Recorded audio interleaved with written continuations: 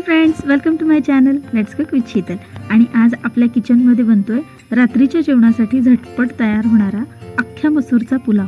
मस्त चमचमीत मोकळा मसूर पुलाव, तो सुद्धा फक्त 15 ते 20 मिनिटात कसा बनवायचा ते बघूया।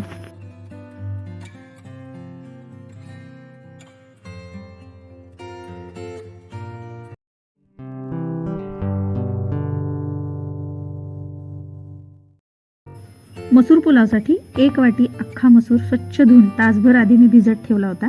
तेवढा वेळ नसेल तर गरम पाण्यामध्ये 10 मिनिटं भिजत ठेवला तरी सुद्धा चालतो। ज्या वाटीने मसूर घेतला होता त्याच वाटीने 2 वाट्या तांदूळ घ्यायचे। तांदूळ कोणताही वापरला तरी चालेल, फक्त नवीन तांदूळ नाही वापरायचा, त्यामुळे भात चिकट होतो। तांदळाला स्वच्छ धुवायचं आणि आपली बाकीची तयारी होईपर्यंत याला भिजत ठेवायचं। एका पसरट भांड्यामध्ये 3 ते 4 चमचे तेल घ्यायचं आहे। तुपाचा सुद्धा तुम्ही इथे वापर करू शकता। तेल गरम झालं की यामध्ये थोडेसे शहाजिरे टाकायचे। 1 तमालपत्र घेतला आहे, त्याचे तुकडे करून टाकायचे। 2 वेलदोडे टाकायचे आहेत। 5 ते 6 काळी मिरी टाकायचे। 5-6 लवंगा टाकायच्या आहेत। थोडीशी दालचिनी टाकायची आहे आणि अर्धी जावित्रीचा तुकडा टाकायचा आहे।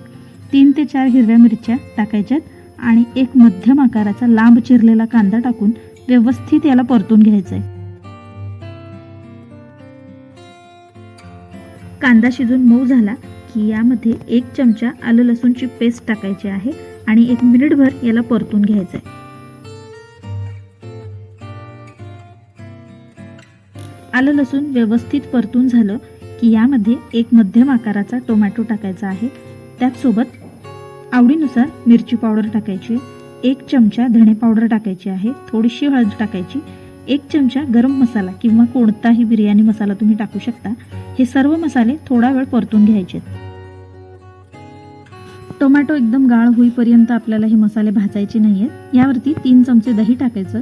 दही टाकताना गॅस एकदम बारीक करायचा आणि दही नेहमी फेटून टाकायचं, म्हणजे ते फुटल्यासारखं होत नाही। या मसाल्यांना व्यवस्थित तेल सुटलं की समजायचं दही सुद्धा व्यवस्थित परतून झालेलं आहे। आता यात भिजलेला अख्खा मसूर टाकायचा आहे। भिजत ठेवलेलं सगळं पाणी काढून टाकायचं। थोडंसं याला परतून घ्यायचं। यामध्ये 1 वाटी पाणी ओतून यावर झाकण ठेवायचं आणि 2 मिनिटांसाठी मसूर शिजवून घ्यायचा आहे। तांदूळ टाकायच्या आधी अख्खा मसूर थोडा वेळ शिजवून घ्यायचा आहे। 2 मिनिटांनंतर यामध्ये मी 2 ग्लास पाणी ओतते। 2 वाट्या तांदळाला 2 ग्लास पाणी हे बरोबर प्रमाण आहे, पण प्रत्येक तांदळाला पाण्याचं प्रमाण हे वेगळं लागतं, तर तुमच्या तांदळाच्या हिशोबाने तुम्ही यामध्ये पाणी ओता। चवीनुसार यात मीठ टाकायचं आहे आणि याला एक व्यवस्थित उकळी येऊ द्यायची आहे।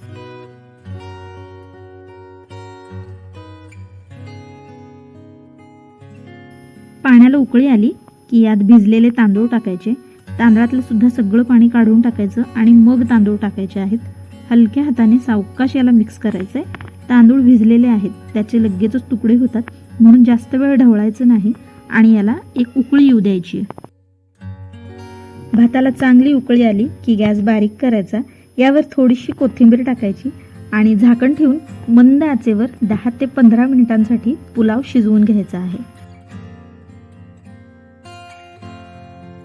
प्रत्येक तांदळाला शिजण्यासाठी कमी जास्त वेळ हा लागतच असतो, तर फक्त 15 मिनिटांमध्ये आपला अख्खा मसूरचा पुलाव तयार झालेला आहे। मस्त मोकळा सुटसुटीत चमचमीत मसूर पुलाव कुकर शिवाय फक्त 20 मिनिटांमध्ये बनवून तयार आहे। तुम्ही सुद्धा ही रेसिपी नक्की ट्राय करून बघा। अजूनपर्यंत आपल्या चॅनलला जर सबस्क्राईब केलं नसेल तर सबस्क्राईब करा, लाईक करा, शेअर करा आणि बेल आयकॉनवरती क्लिक करायला विसरू नका। थँक्यू।